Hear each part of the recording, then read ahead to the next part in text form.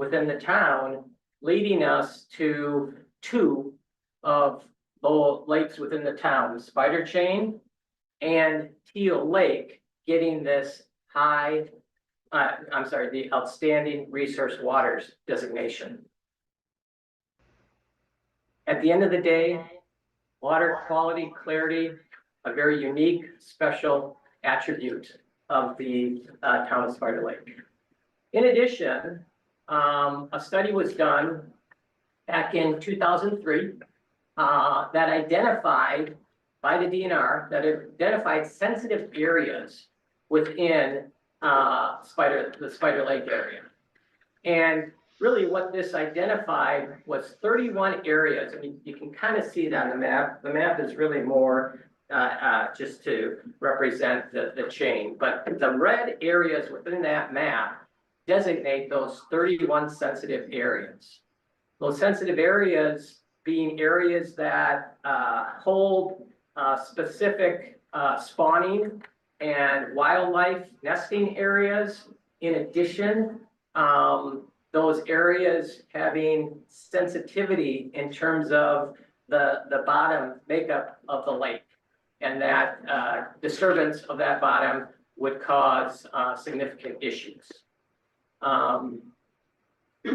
These areas, again, contain high quality aquatics and habitat, and really are things that should be protected in terms of the attributes that aren't around in a lot of different areas and lakes within the state of Wisconsin. Then we shifted to wildlife, and I'm sure as many of you know, the loon is a very special wildlife creature, so to speak.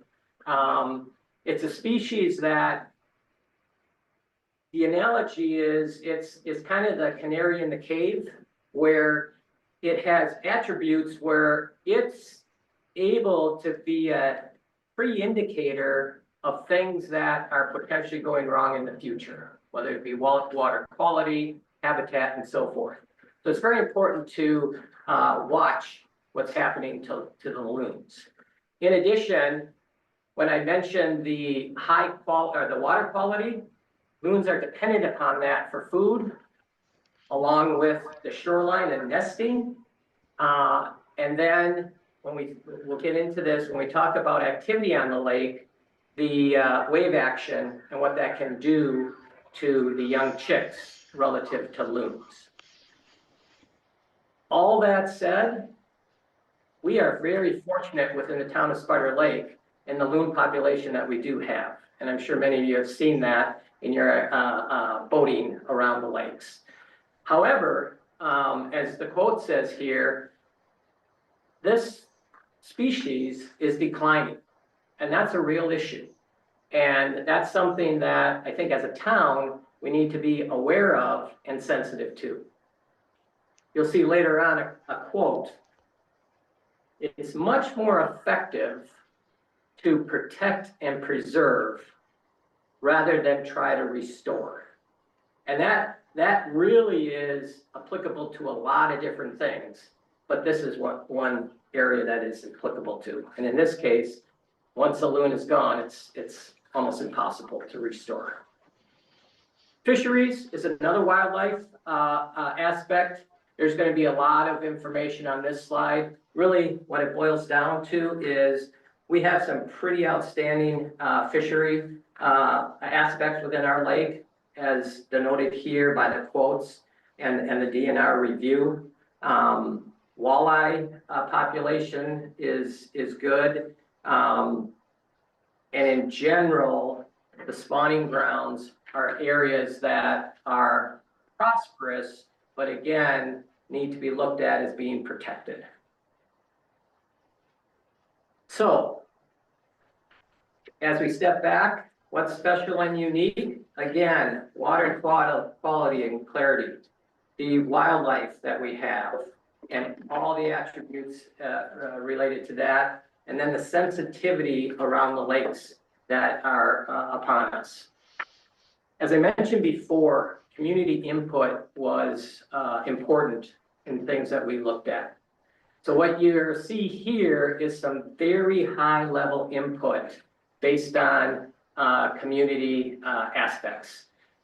The majority here too, one other note to keep in mind that we kept in mind was that a majority of the landowners within the town acquired their property with the boating ordinance in place. And it's a major reason they wanted to own property in the town of Spider Lake. That was another lens we looked at as we looked at all the information that was out there and upon us. This slide from the town survey that was done in 2023, basically high priorities. We've already really touched on this. Natural environment, health and safety, extremely important to the community. Going a level deeper, what does that mean? Well, nature, natural environment, peace and quiet, lake water, air quality, all those things, again, being very important to the people within the town. In addition, there was a question out there about waterfront protection. 87% said it was extremely or very important. Support for the voting ordinance. 75% agree that the voting ordinance meets their needs. 73% said no change or make it more restrictive. Furthermore, these results from the 2023 survey are congruent with another survey that was done on the Spider Lake chain back in 2020, email traffic that was received back then, and the 2022 town listening sessions. Strong support, how would you change the ordinance? 73% favored either no changes or more restrictions, enforcement. 9% favored increasing the speed limits, 7% favored expanding water sport hours. I can't read the question 29, but 73% favored wake boat restrictions, and we'll move into that topic here fairly quickly. Now, so again, what we saw as a committee, as we looked at the community input overall, strong support for the ordinance, some people wanting some change, strong support for the natural environment, public health and safety, and so forth. Now, there's been a lot going on about the voting ordinance recently. One of the steps in that process is the DNR needs to review that ordinance, which was done quite recently. And there's a woman at the DNR by the name of Madeline Johansson, or Johansson, yes, Madeline Johansson.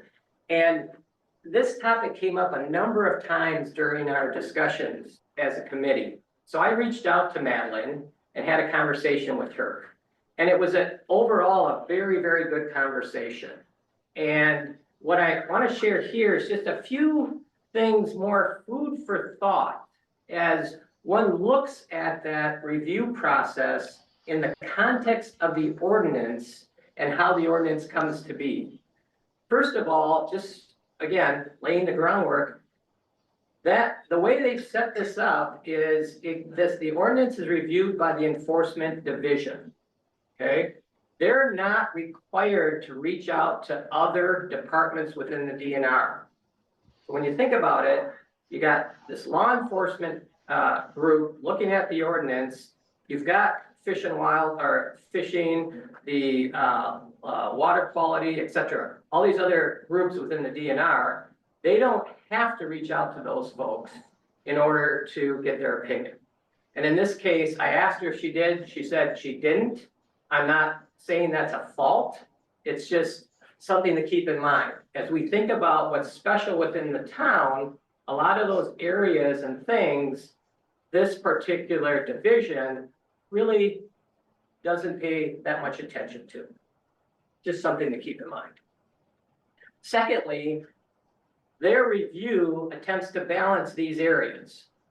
And the thing I wanted to point out here is when I talked to her about public interest, it really is statewide interest because the DNR looks at the public as statewide.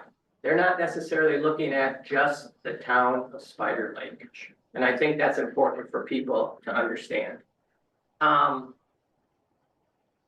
asked her specifically about those local conditions that we touched on earlier. And she said, yeah, I was aware of those, but she did not do a detailed review of that. So she didn't look in detail on the sensitive area study or the outstanding water study and so forth. So again, something to keep in mind. Please know, I am not saying she did a bad job. Just pointing out, as people look at that process, you've got to keep these things in mind.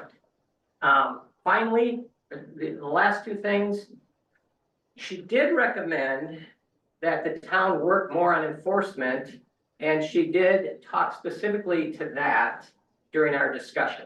So I thought I'd just pass that along to the board, that she felt that was an important piece. Finally, she said, and she brought this up, well, I'm surprised you didn't ask this already, but she said, I just want to make it clear, our role is advisory. We make recommendations. We do not make the final decision. That's up to the town. And again, as a committee, we thought that was important to consider as one looks at that process. So let's move on now to the key topics, the findings and the recommendations. And as you can see there, we've broken them down into 5 major categories. So we're going to kind of step through these now, and again, at a fairly quick rate. Can you pause for just one Yeah. second? Michelle, do you want to move that bar all the way up to the top? Because I don't think it matters if we can't see the title. Yeah.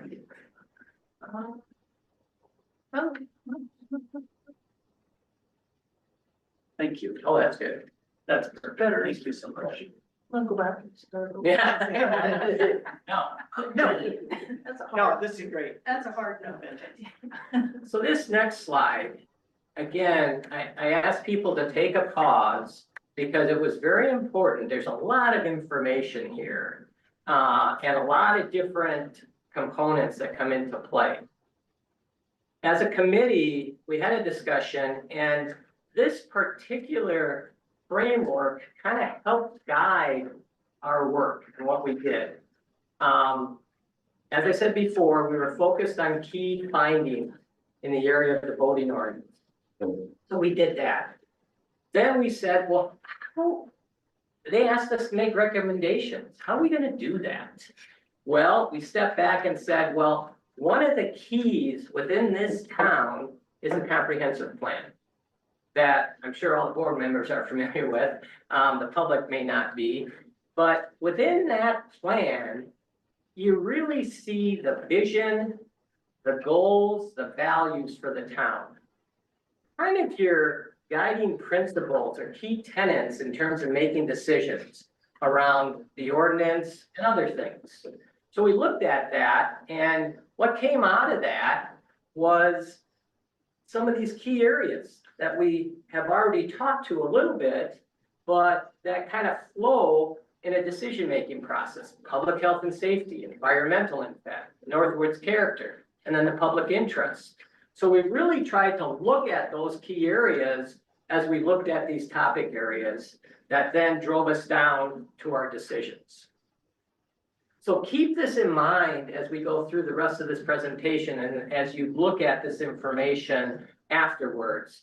This is kind of the thought process that went behind it. So the first topic area, again, setting the stage. We were asked to look at the current voting ordinance. In addition, we were asked to look at wake boating or wake enhanced activities. So this is actually kind of a new topic. It's not contained in the current ordinance. But we did look at it, and we looked at it quite extensively. So what does this mean? Basically, these boats create enhanced wake for the purpose of surfing behind the boat or wakeboarding. The technology, the boat rides deep in the water, taking on ballast, either water in the ballast or hydrofoils to kind of plow through and create large waves. I want to make it clear, like anything else out there, this activity is a fun activity. People enjoy doing this, whether it is as a family and so forth. People like doing this, and there's nothing wrong with people liking to do a certain activity. And there are people within the town that like to do this. However, as a committee, when we looked into this, we found some key findings. And that basically boils down to two things. This activity really has two major, what I'll call, issues. One being prop wash, the other being high energy waves. And you can kind of look at the schematic there and you get a visual of what prop wash means. And obviously we all know what high energy waves kind of look like. I want to dive a little bit deeper into that. Prop wash, well, what does that mean?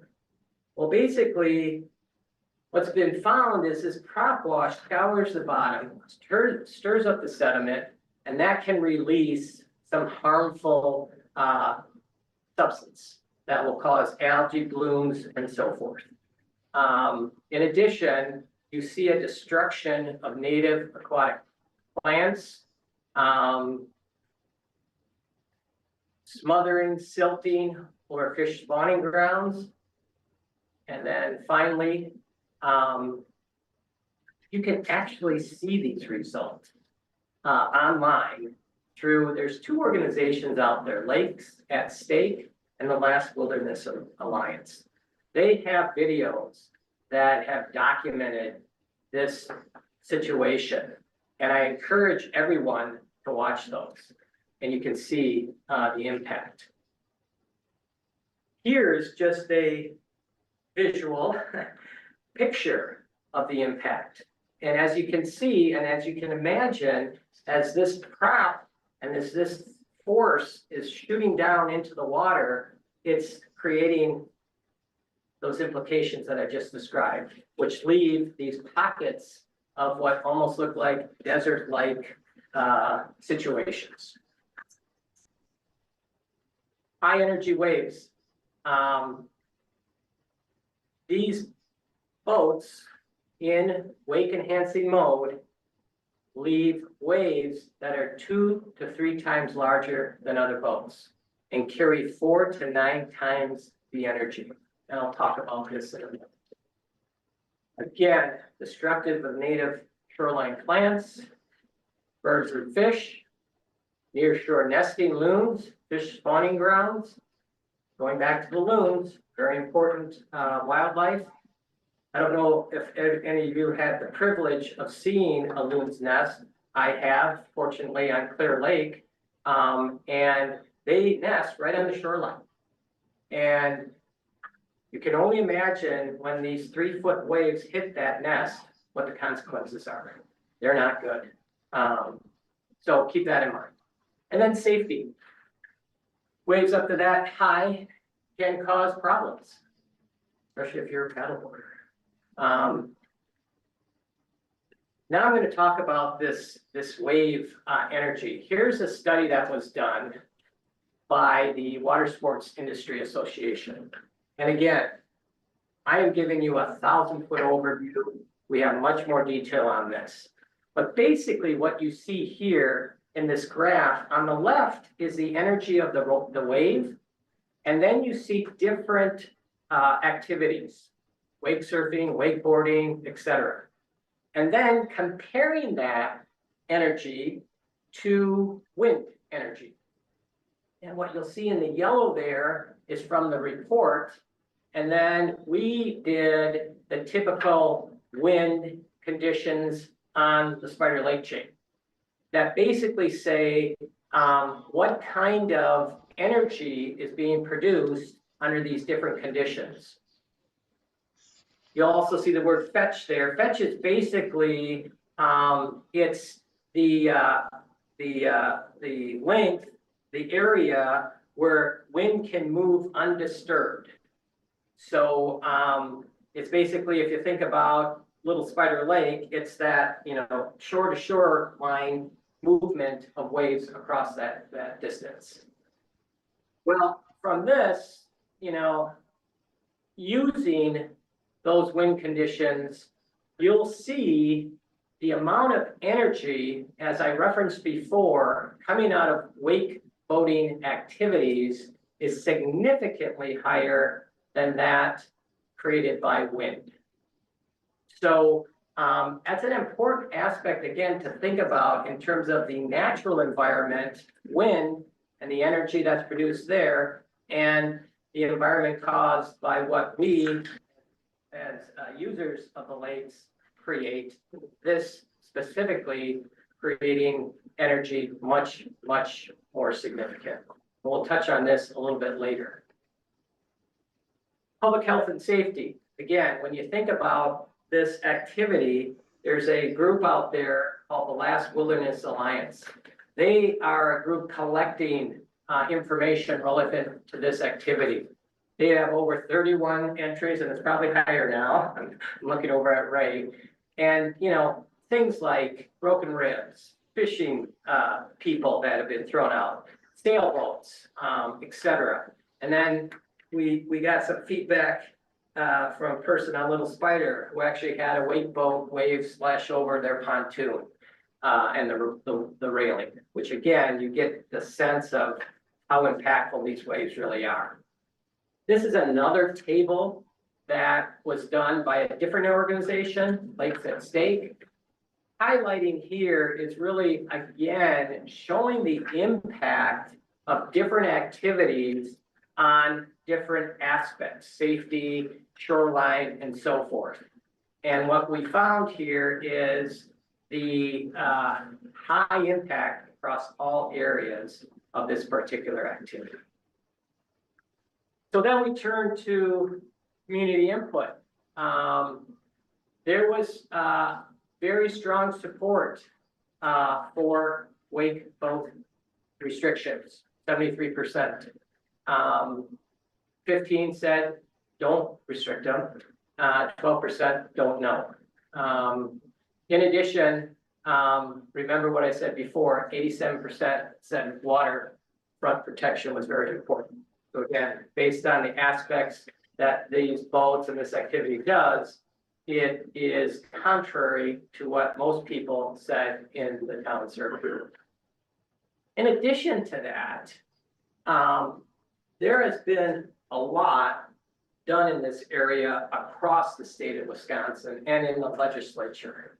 So what this is showing is based on the Wisconsin Department of Natural Resources public survey, again, trying to get the public input. You see, would you support modifying to prohibit the generation of intentionally magnified wakes or wake surfing? Here again, you can see strong support statewide for restrictions. 69% on the graph on the left. If you look to the right, specifically in Sawyer County, it's over 80%. So people are concerned about this. So when we think about the ordinance in this area, if that's what the board would like to do, there's really two approaches that people have taken so far. One is a limiting approach that basically says you can't operate these boats with that activity within 700 feet of shore or in water less than 20 feet deep. In some cases, 30 feet. Or the other one is an exclusion approach. No wake enhancing activities allowed. That's one organization, Last Wilderness. They suggest that approach. Well, we did a little analysis on the Spider Lake chain. And what you see on here is looking at that first approach, those areas that denote water not at least 20 feet deep, and then those areas 700 feet from shore and at least 20 feet deep, and you'll see a fairly limited area of activity for wake enhancing boats. Okay, so really what this shows is the lake itself is really not set up for this activity if you took that first approach. That's what I said. So we also looked across Sawyer County and said, well, what's happening in this area with other towns? Well, you can see the town of Hayward, Round Lake, Bass Lake, that includes those lakes. They all have recently implemented ordinances using the first approach, the 700-foot zone. But they have implemented ordinances. The town of Cable, they've gone with the second approach, a total ban. So the message here is towns are moving forward with this. So given that data, our findings, because you asked us for recommendations, we recommend that the board immediately enact a standalone ordinance prohibiting wake surfing and all activities that use enhanced wakes. Okay? Important note here, we are not saying that you get rid of wake boats. It's the activity. So it's important to know that those boats can be used for other things. I know people buy those boats in order to do these wake enhancing activities, but we're talking about the activity, not the boats. The other key point here is there is help out there if the town board should proceed in this area. Last Wilderness Alliance and many other organizations. So that's wake enhancement piece. The ordinance content and its verbiage. Again, looking just at the ordinance, what's in it? What does it say? We have a couple of recommendations here. We believe it makes sense to designate Ghost Lake as a quiet lake. Based on the lake characteristics are similar to the other quiet lakes. In addition, 90% of that lake shore is natural forest. And then as designated as a quiet lake, that would eliminate water sports hours. We did run this idea past some of the property owners, and there was general agreement that that made sense. Okay. That said, our recommendation is before implementing such a change that the board does reach out to those property owners to confirm that. But that would be our recommendation there. The other key recommendation in this area is, as a committee, we did not do a deep dive around the legal aspects of the ordinance, whether that be legalities of the language, litigation that might be out there, et cetera, et cetera, et cetera. But what we do recommend is that the town retain legal counsel that has experience in boating and municipal ordinances in order for input on the ordinance, modifications, and any litigation. And again, there are many organizations out there that can help in the support of this, but we feel this is very important. Speed limit, all right, another key aspect and topic. Just a brief background for those that aren't aware. The 10-mile-an-hour speed limit within the boating ordinance has been around since 1956. There's a history there. There's also been litigation relevant to that boating ordinance in the past, as far back as 1963, which court did uphold the ordinance based on the unsafe boating conditions on the Lost Island Teal Lake. Within the speed limit, obviously, again, one of these areas we looked at was public health and safety. What we came to find is, one, the current ordinance is a balance. It's a compromise. We've got the high-speed activities and the low-speed activities. This ordinance tries to raise a compromise. When we look at higher watercraft speeds, it does increase the potential for accidents. We were not able to find any hard data that says it does increase, but we believe the potential is there. There's also the negative effects of higher speeds on non-powered watercraft. Boat plowing and planing. This is a big deal. This came out in terms of the DNR review of the ordinance, and I know other people within the community have brought this up. So we spent some time in this area. What we kind of came down to is there is a large variance in terms of the boats, sizes of boats, and so forth. So it's very difficult to say, yes, 20 miles an hour, that's a great speed for every boat to plane out on. We could not find any information that would tell us, yes, this speed associates with an average planing of X. So that's one of the key findings. The other thing that we found when it comes to boat planing and plowing is, the higher speeds and the safety issues kind of increase because of these submerged obstacles and so forth. Some boats traveling outside the 10 mile, or traveling at 10 miles an hour outside the 100-foot no wake zone, that is to be followed, that's a state wide ordinance, create a plowing situation that in fact does create a potential safety issue because you can't see beyond the bow. Now, one of the interesting things we found in this area was boats on plane, and it's not plan, there we go, that's one of the typos. That's what it is. Produce less wave action and less sediment disturbance. So again, keep in mind this idea of trying to protect and preserve. The data shows that boats on plane do produce less wave action and less sediment disturbance.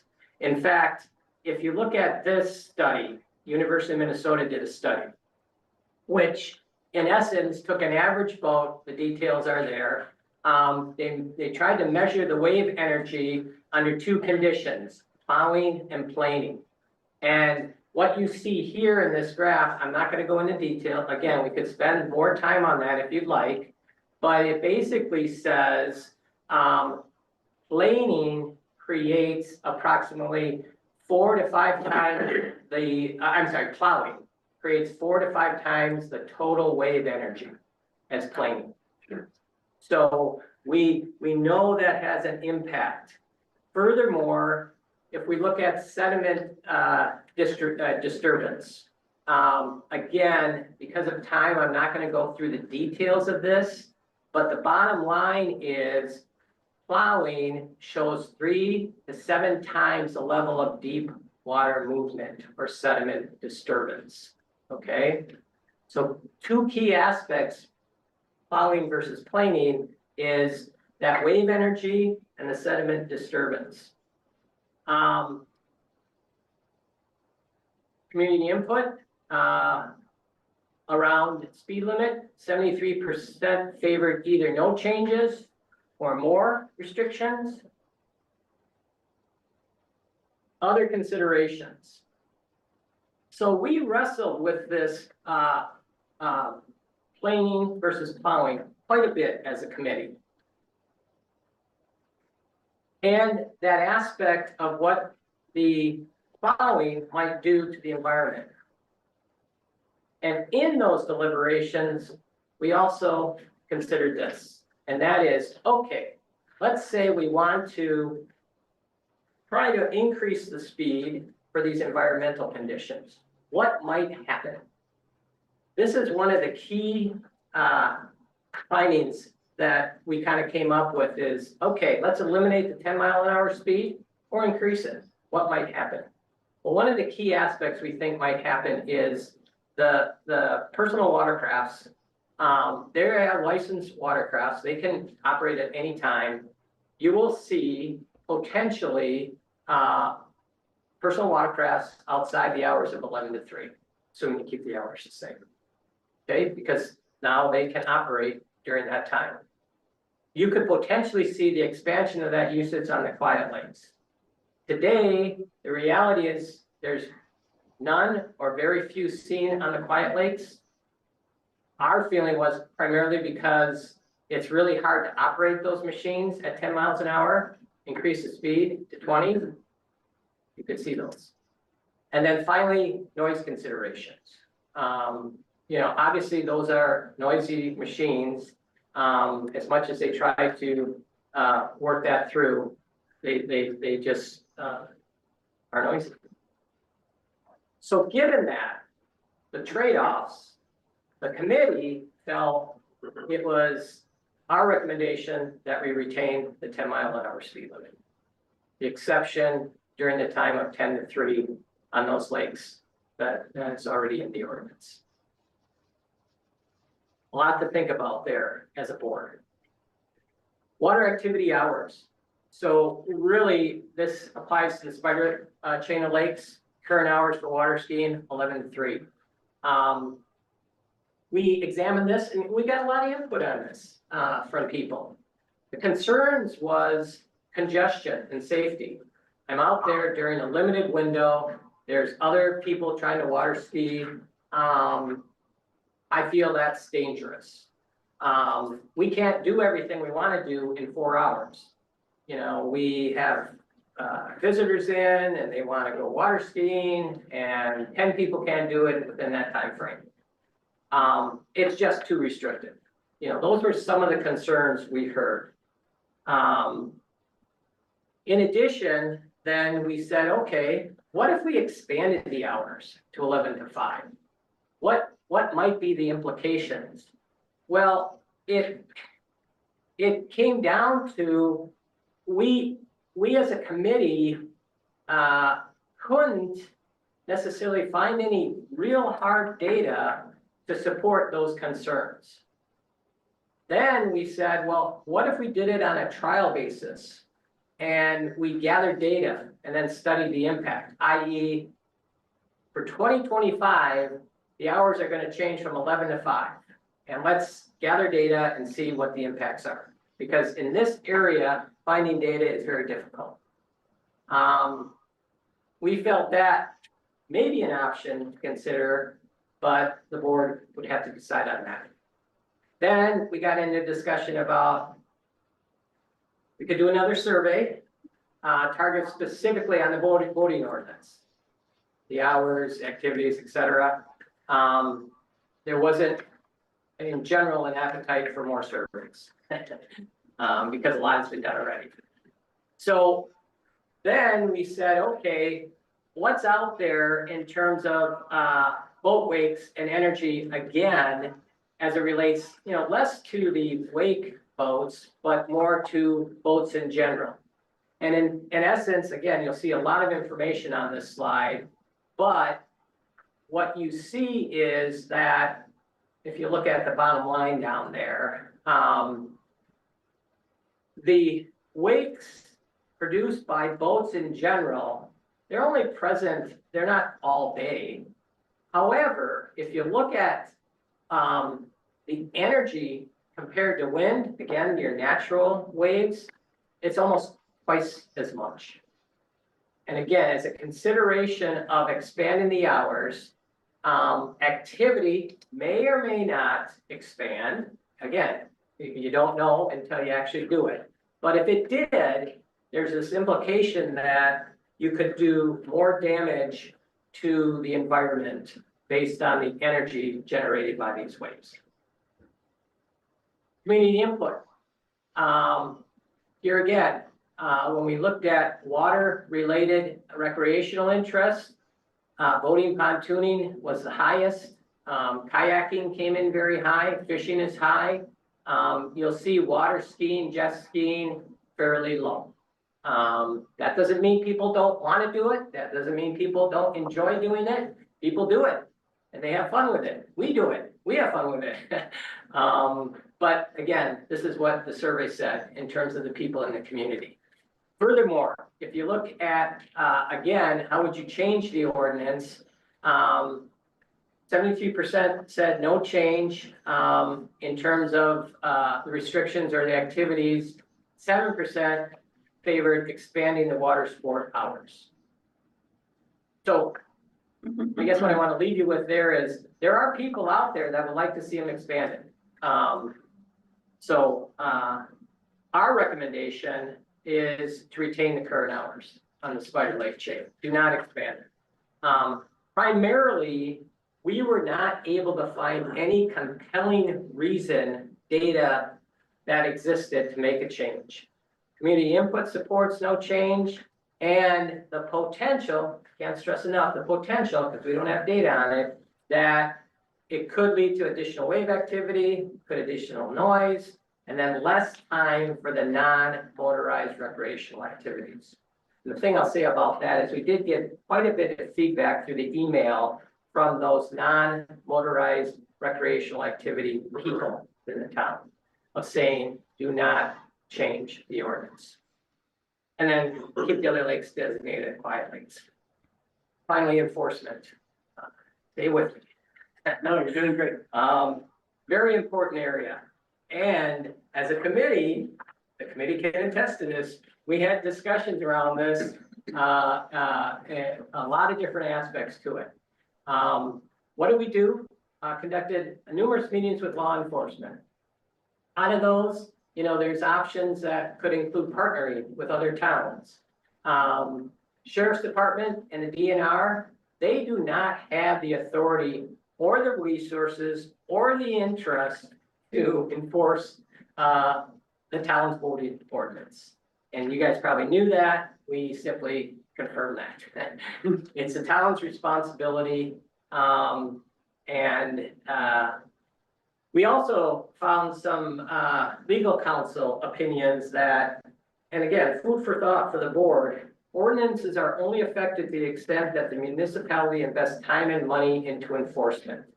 And we understand, we discovered that that's a tricky topic when it becomes a taxpayer issue potentially, but it doesn't necessarily need to be that way. So the other thing we found on the enforcement area, again, as a highlight, is the Wisconsin DNR has a program, Intent to Patrol, that could be used for guidelines, suggestions, and so forth. Here again, an example that material exists out there to help a town work in this area. So from a community input section, what two key issues should the town of Spider Lake officials be addressing? Add, enforce the ordinances. Again, this is ordinance wide now.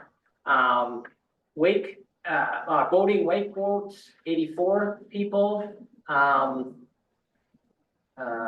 What's the Short-term rental? Yes, that was the highest, and then you can kind of read down the line. Reduce or relax the ordinance. You'll see on the bottom, only 8 people said out of 53 that from a voting perspective, we'd want to do that. So here again, the community is saying, you know, enforcement's important. The town should, you know, pay attention to that. And again, I'm not saying the town isn't paying attention to that, but our research says it's an important area. Town of Spider Lake taxpayers strongly favor some level of enforcement. Here again, from the survey, 62% of the town's tax-paying households favor some level of enforcement beyond education for the recreational ordinances. Again, this is across all ordinances, not just the voting ordinance. So where does that leave us in terms of a recommendation? We kind of looked at it in 3 areas. Actually 4 areas. The first area here being the idea of enforcing the speed limit as it relates to controlling slow, no wake activity. And based on our findings, we feel it is very important that the board strongly look into placing official DNR approved slow, no wake buoys in critical areas on Lost Line and Field Lake, which, you know, at its highest level, looks at the 2 ends of that thoroughfare between Teal and Lost Lion Lake. And there is a process for that. We understand that. We believe the town should look into that, get some permits, and get some slow no wake buoys there. Secondly, we believe education is extremely important in this area of enforcement. And here, we're really saying piggyback on what's already going on with the, around the committees that are working on the comprehensive plan and so forth. It's really communicate, communicate, communicate. Secondly, we said, let's also, it makes sense for the town to continue to evaluate and implement additional enforcement around the boating ordinance. What could that look like? Here are a few things to look at. Basically, guidance around what to be included in enforcement. Communication, documentation around violations. That's an extremely important one. For instance, I don't think it's clear to people today, townspeople, if I see someone violating the ordinance, what should I do? In the past, it was call the sheriff, call the DNR, call your neighbor. But if the town could think about, you know, maybe there's a website or something where data can be collected to get a sense of what type of volume exists around enforcement. Because it's been, I think, clear to date, self-enforcement has been kind of the way enforcement has been working around the boating ordinance and community enforcement. You see your neighbor violating, you go and talk to them. Determine costs, and there are different ways to look at that. There's different opportunities for cost sharing or funding. And then review and refine any actual protocols around enforcement, whether that's warnings, citations, the appeal process, etc.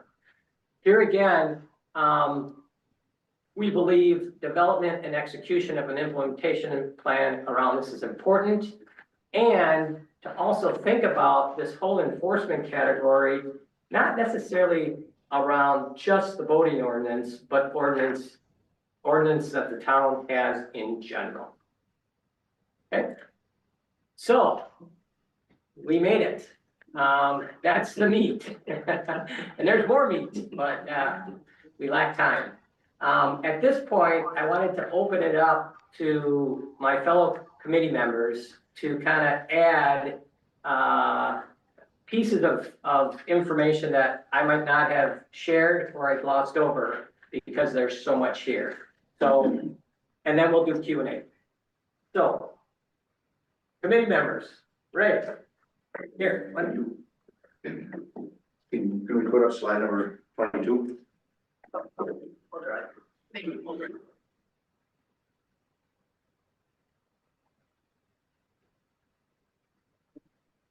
It's 30 from slide 54. 30 weeks. You're good. Two more. There we go. Yep. Okay, I'm sure most of you have seen the wake boats on the water. They are big boats and they're getting bigger. I just wanted to give you an idea of the size of these things. Here's a top of the end model. And there are several like this. Mastercraft has one. This company is Pavati. Thing is 26 feet, 8 inches long. The dry weight is 8,000 pounds. And it takes on 6,000 pounds of ballast water. 6,000. 6,000. So you got 14,000 pound vessel there plowing through the water, and to move it, it's got a 600 horsepower motor.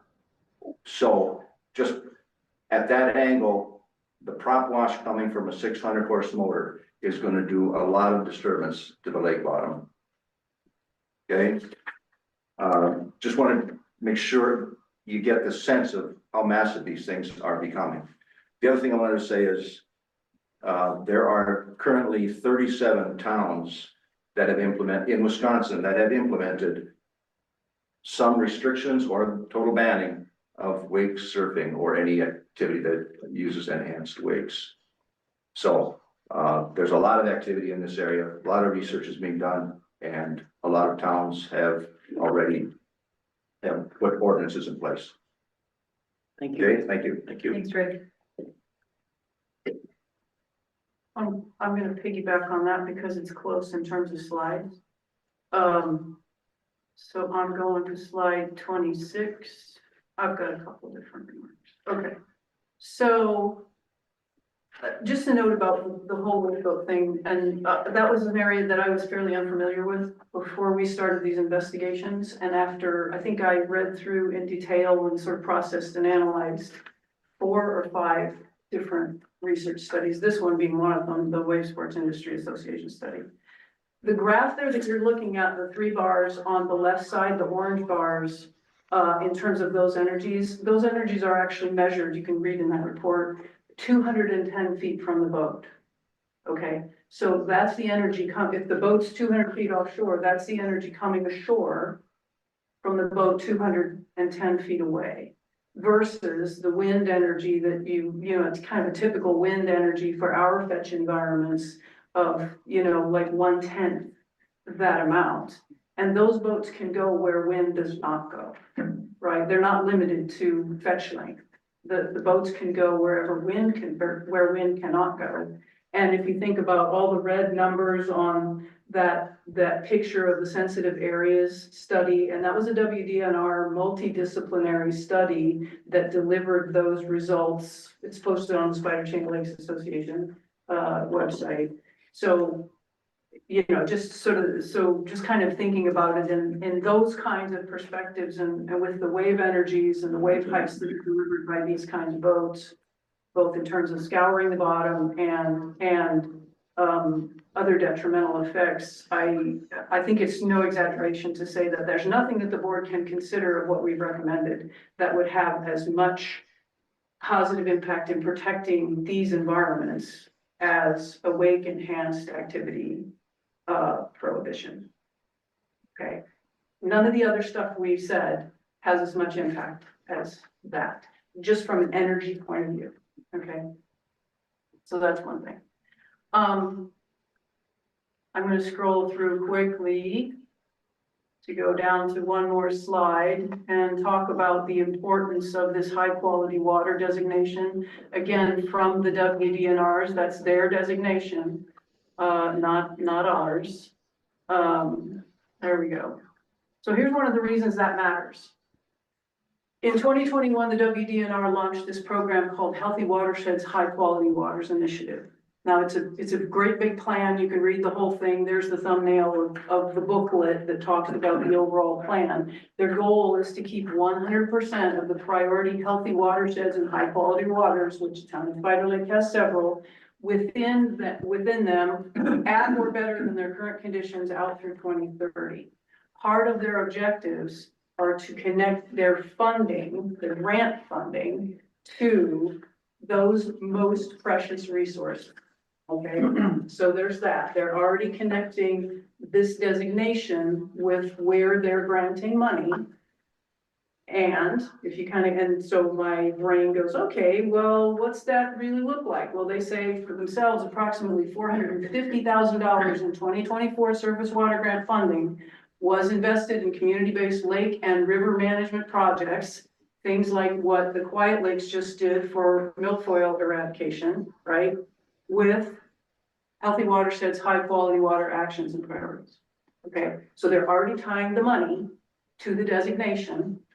And I went out there and I looked for 2025 and said, well, what are they up to in terms of the money in 2025? Remember, one of those graphs said that there were 17,000 and some odd lakes, the WDNR says, in Wisconsin. 826 of those are high quality waters. That's a small percentage. We have 5 of them. Okay. And if we're going to continue to and there are 7,000 lakes, I think roughly, that in the state of Wisconsin, of those 17,000 that have milfoil. Anybody want to guess how many grants. How many of the large scale aquatic invasive species eradication grants they're going to give in 2025?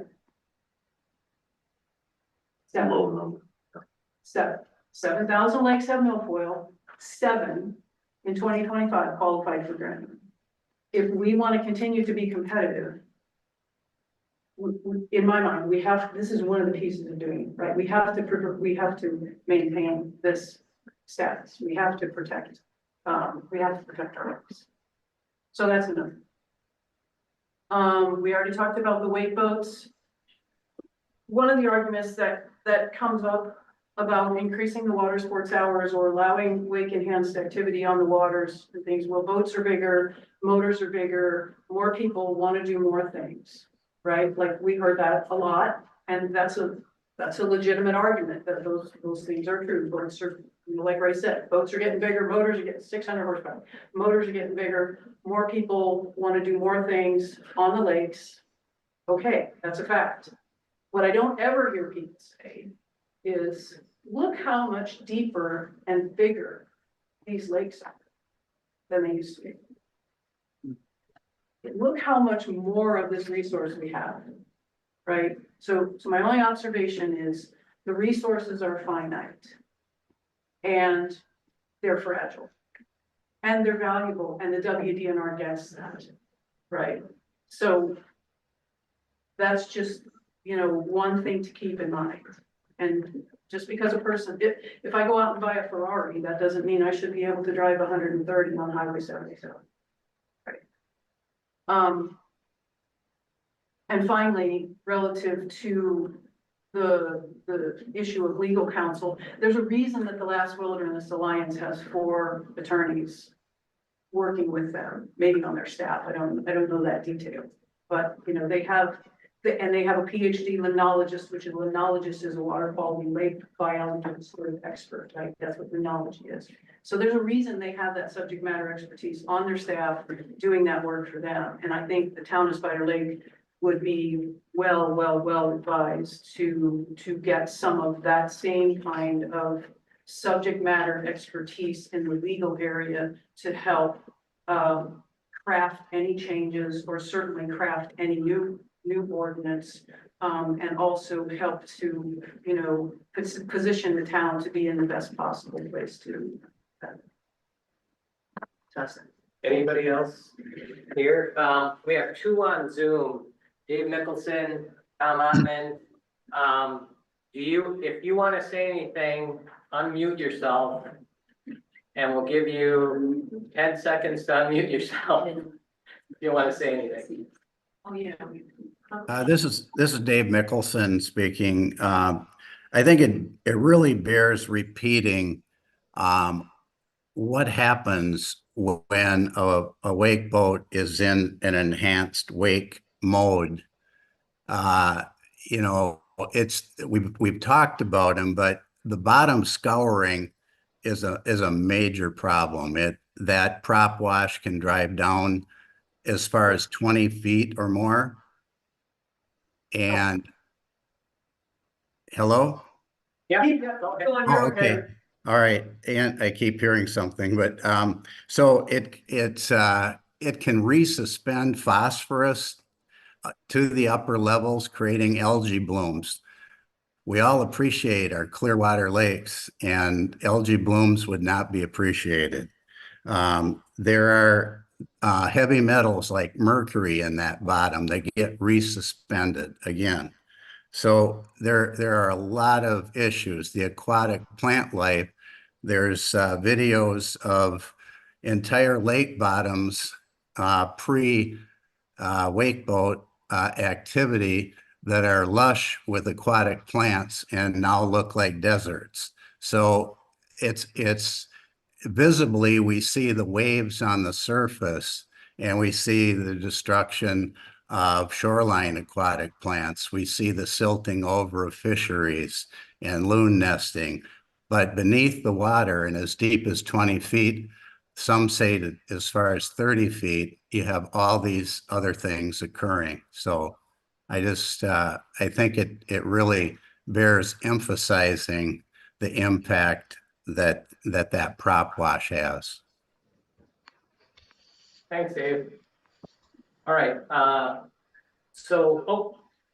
The- Yeah, Go ahead, Tom. this is Go ahead. Tom. Just a quick comment on the conversation that we had about the planing versus plowing. We did have a lot of discussion of that during our committee meetings, and I just want to make the point that we see the plowing of wake boats going on, and that's one thing, but we don't see, like, if you have a fishing boat or a rowboat with a 10 or 15 horsepower motor, and even just a nice ski boat, you're not gonna operate that boat in a plowing mode. It's not, as we mentioned, there's a public safety issues that you just don't see the water in front of you. That's a safety issue. You also don't or you have potential for the striking things on the bottom of the lake or running aground and things like that. So it's just not a thing that you would operate your boat with. I mean, probably everybody on this call, is a pretty has been boating for a long time, and you just don't do that. So it's the compromise is like, well, planing versus plowing, why, and planing produces less waves and destruction. That's true, but you're just not going to do that. And then the final point on that is that, we don't know the data on this, but we can kind of guess that there's quite a few pontoon boats on our lakes, and that all those boats can maintain a 10-mile-an-hour speed limit. Those pontoon boats, they don't plane. They just kind of chug along, and they can go fast too, but they can maintain a 10-mile-an-hour speed limit without planing. So the point that there's a lot of those pontoon boats on our lakes, and it doesn't really, having a higher speed limit for them to plane out isn't really applicable. So I just kind of wanted to add that those bits of information to the conversation. Thanks. Thanks, Tom. John? Yeah, Tom and I did the 10-mile-an-hour subcommittee, and just so everyone knows, we really placed a lot of emphasis on the surveys. John, can you sit Sure. there? Then everybody else can see Okay, it. sure. Hopefully. We placed a lot of emphasis on these town surveys that were done, and that people have been buying the property here for 50 years based on this ordinance. We placed a lot of importance on that. And then we also looked to see, because Bob said, let's use evidence, evidence. We could not find any evidence we have great data, we have 60 years of this ordinance, and we can see the impacts on these lakes. We have evidence, and the evidence we have is with this 10-mile-an-hour speed limit. We have 2 ORW classifications, the highest classifications you can have in the state, which is 3 to 4 times greater classification than the statewide average. So I'm not saying the 10-mile-an-hour limit necessarily resulted in better water quality. We have very good water quality. The DNR has written a letter, I think the gentleman from Ashland, talking about the great water quality just recently this year on teal and lost land. We have a very good loon population. Safety wise, we have the submerged in the 1963 lawsuit. The reason the court upheld for the town is because we have submerged objects in the quiet lakes, and those are hazards. Those hazards exist today. And is it safer to hit that on a public safety note? Is it better to hit a submerged object at 10 mile an hour or 20 or 30? Well, I mean, we just looked, we had no evidence safety wise that this was a negative impact. We had no evidence that this was causing any detriment to the water quality. If anything, our water quality is higher than the statewide average. As far as wildlife, the fisheries, we found no evidence to support that this was causing any type of destruction, and actually we're in a much better condition than anywhere else in the state. So. Thank you, John. Thanks, John. For those that don't know, John's an attorney, so there's where the evidence came from. So at this point, we're at the Q&A section for the board. So I'll turn it over to you guys. So, anybody have any questions or clarifications or comments? I do, yes. First of all, I want to say how much as a board member I appreciate what this committee has done the amount of hours that have been invested that we hear about tonight, this is exactly what the board needs to be able to guide us going forward in a decision that we're gonna make on the voting ordinance. So thank you so much for what each of you have done, the time that you put in. I know that's, we all have a lot of demands on our time today. This last, just piece that John and Tom gave to us is helpful to me. I've had a lot of people bring this plowing versus planing up to me.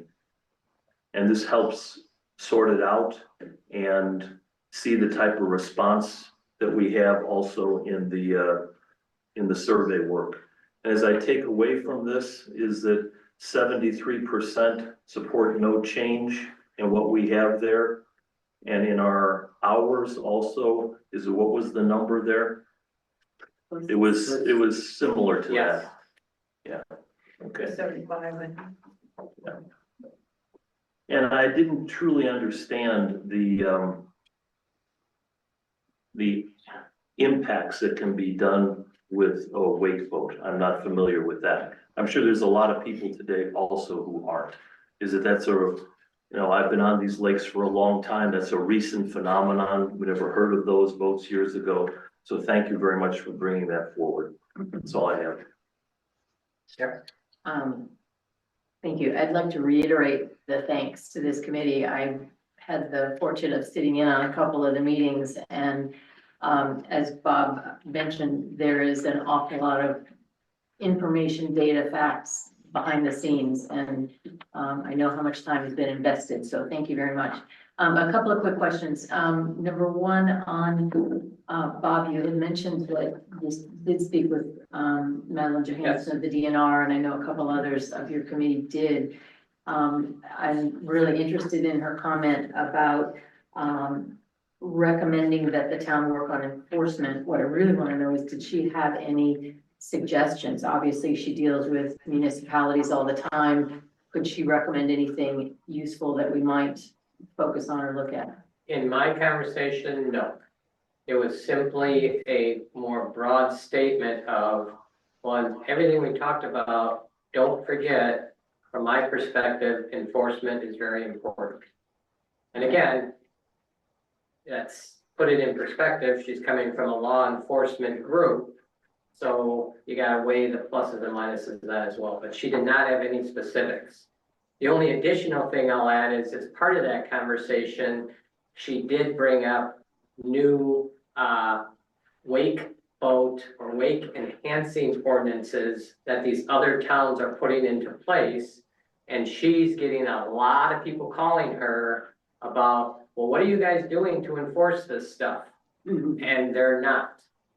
So. Well, you just hit the second part of my question. I was going to direct it to Ray. And you should. You mentioned that there were 37 other municipalities, including most of those with big lakes in Sawyer County, that have put ordinances in place. Question one, how are they enforcing? How do they deal with it? And number two, have they created a separate standalone enhanced wake ordinance, or did they put their ordinance in with a generalized boating guidance?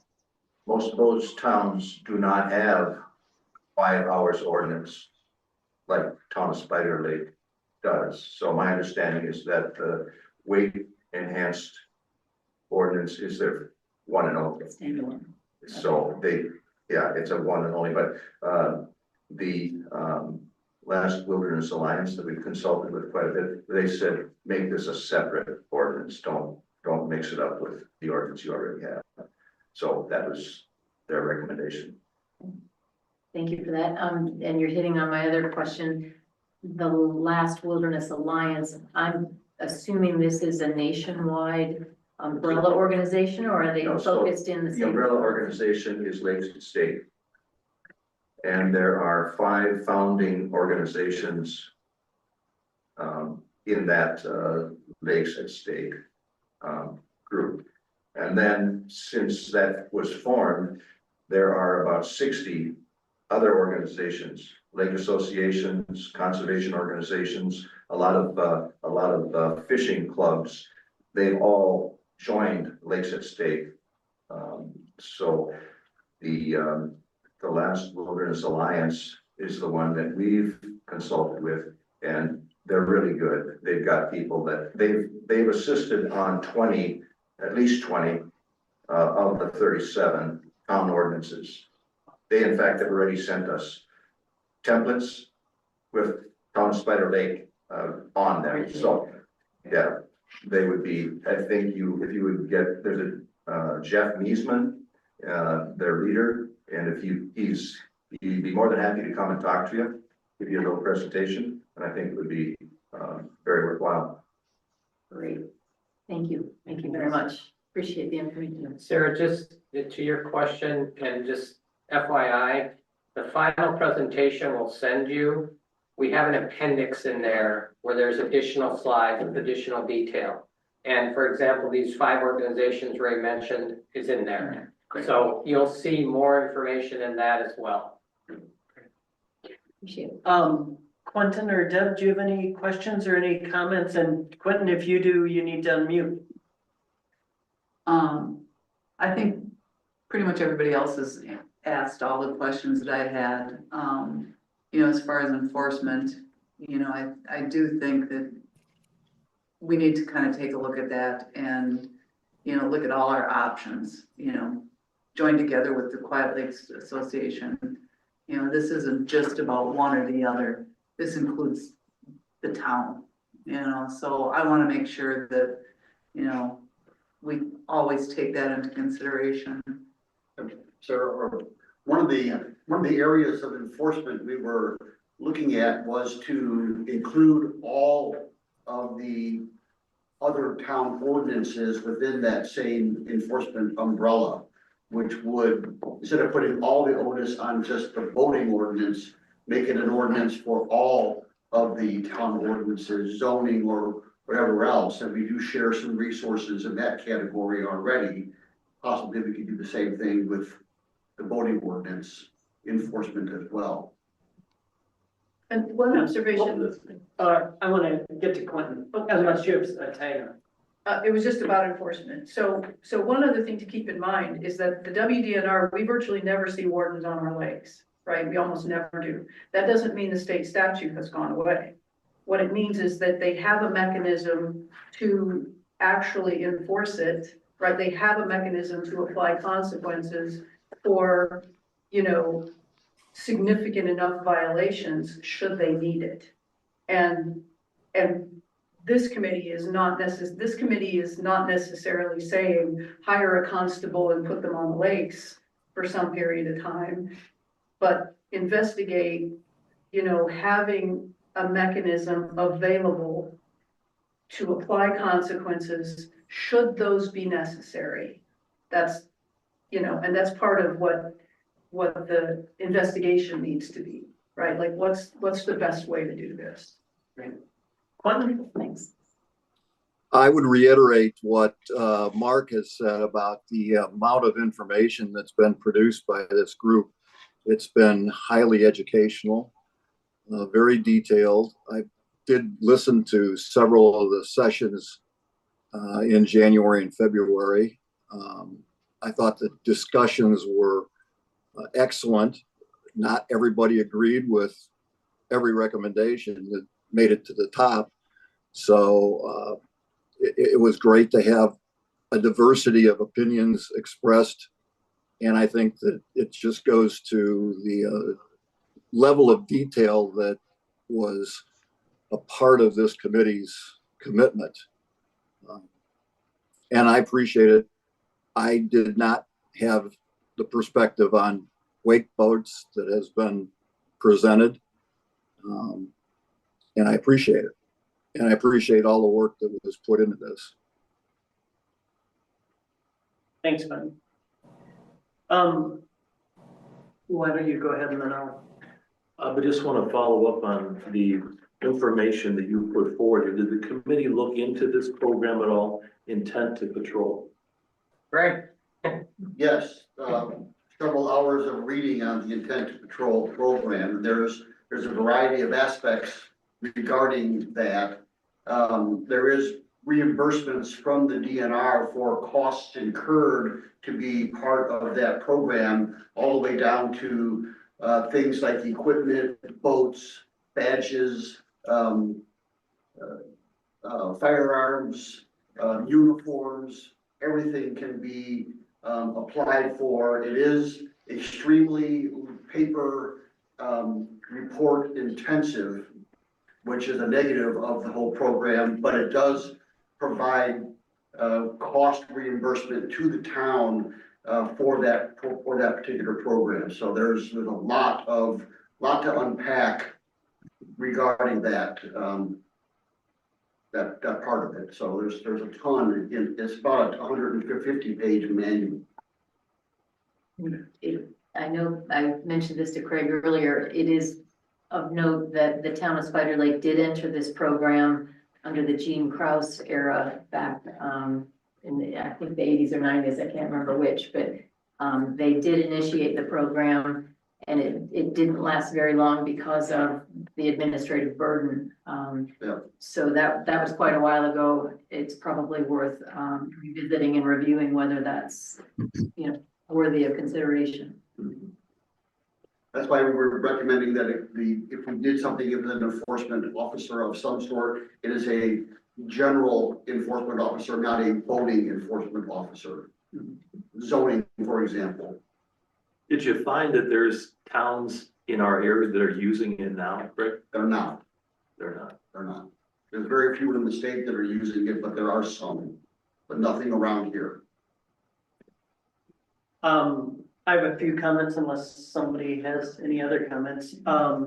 First, I want to say thank you, like everybody has said, and also just specifically about following the charge of following through and providing us with unbiased kind of research-based information. That's super important, and bringing in the community kind of input is very, very helpful to us. This is a ton of information, and it's going to take us some time to digest, but in terms of moving forward, I think what we're going to need to do is to first move to receive the information, then digest it, and we may have questions that we'll work through you probably, Bob, and you can distribute the information. And I am anticipating that we probably won't make a final decision about any of this, but at our March meeting, we might have some sort of comment or agenda item that we'll bring forward. But that just depends on kind of where we're at after we digest information. So if that is helpful. Yeah, and as I mentioned there, and you guys realize there's a ton of information here, and it takes time to get through, and there's also information we didn't present that we do have. That, you know, for example, in the week enhancing activities, Ray and Dave have a lot more information. Yep. So what I'd like to do right now. Before you do that, Tim, Yeah. because I think you're gonna say, should we accept this? We did also produce a summary. And we wait till the end to give you that, so you didn't cheat. But this is kind of a one-page summary of, you guys are gonna pass this down. Is there a test, Bob? Yeah, exactly. Of what, you know, kind of what we looked at and so forth, because there is so much information. Yeah. You know, this kind of highlights our key findings and then our recommendation. So, you know, after you've had a couple cocktails or whatever, you know, start with this. And then, you know, you can go forward. Yeah. Perfect, thank you. That's wonderful, thank you. So if I could have a motion to receive this presentation and these findings, I would appreciate that. I move to receive the presentation materials and the findings presented by the voting ordinance ad hoc committee on the 26th of February. A second. And there's a second. All those in favor say aye. Aye. Any opposed? Great. Thank you so much again and again. And also, I forgot to mention, but I think it's super important, how much you underscored the preciousness and uniqueness of this piece of land and natural resources and waters that we are stewards of, and I really appreciate that you highlighted that. Thank you so much. So, with that being said, I would entertain a motion to adjourn. I make a motion to adjourn. Second, Second. great, Clinton. All those in favor say aye. Aye. Any opposed? Our next town board meeting is Wednesday, March 12th at 6 o'clock. Thank you all for coming. Thanks, Glenn. Thanks, Will.